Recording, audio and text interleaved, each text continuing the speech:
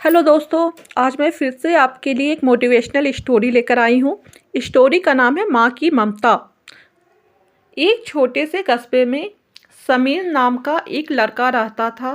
बचपन में ही पिता की मृत्यु हो जाने के कारण परिवार की आर्थिक स्थिति बड़ी दयनीय थी। समीर की माँ कुछ पढ़ी लिखी जरूर थी, लेकिन उतनी पढ़ाई से नौकरी कहाँ मिलने वाली थी।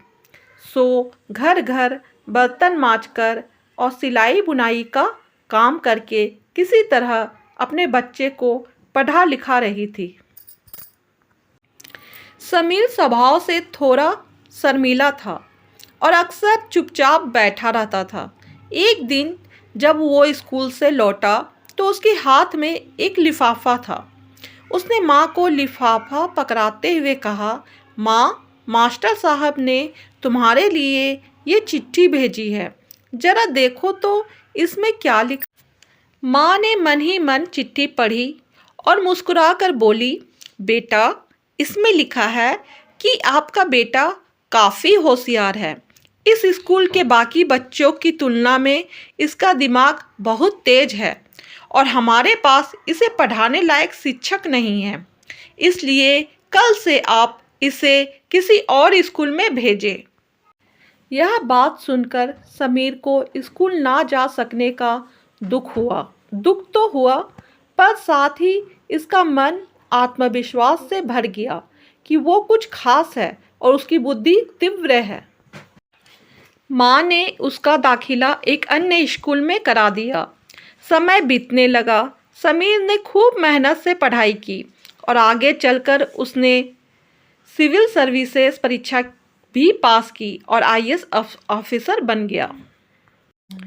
समीर की माँ अब बूढ़ी हो चुकी थी और कई दिनों से बीमार भी चल रही थी और एक दिन अचानक उनकी मृत्यु हो गई।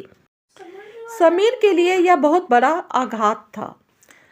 वह बिलख बिलख कर रो पड़ा। उसे समझ नहीं आ रहा था कि अब अपनी माँ के बिना वो कैसे जिएगा। रोते रोते ही उसने माँ की पुरानी अलमारी खोली और हाथ में उनकी माला, चश्मा और अन्य वस्तुएं लेकर चूमने लगा। उस अलमारी में समीर के पुराने खिलौने और बचपन के कपड़े तक संभाल कर रखे हुए थे। समीर एक एक कर सारी चीज़ें निकालने लगा और तभी उसकी नज़र एक पुरानी चिट्ठी पर पड़ी। दरअसल ये वही चिट्ठी थी जो मास्टर साहब ने उसे 18 साल पहले ही दी थी। नम आंखों से समीर उसे पढ़ने लगा। आदरणीय अभिभावक, आपको बताते हुए हमें अफसोस हो रहा है कि आपका बेटा समीर पढ़ाई में बेहद कमज़ोर है और खेल कूद में भी भाग नहीं लेता है। जान पड़ता है कि उम्र के हिसाब से समीर की बुद्धि विकसित नहीं हो पाई है, अतः हम इसे अपने विद्यालय में पढ़ाने में असमर्थ है।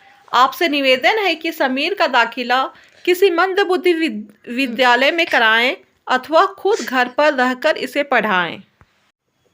सादर प्रिंसिपल। समीर जानता था कि भले अब उसकी माँ इस दुनिया में नहीं रही, पर वो जहाँ भी रहे उनकी माँ, उनका आशीर्वाद सदा उस पर बना रहेगा। दोस्तों, रुडयार्ड किपलिंग ने कहा है, God could not be everywhere and therefore he made mother's.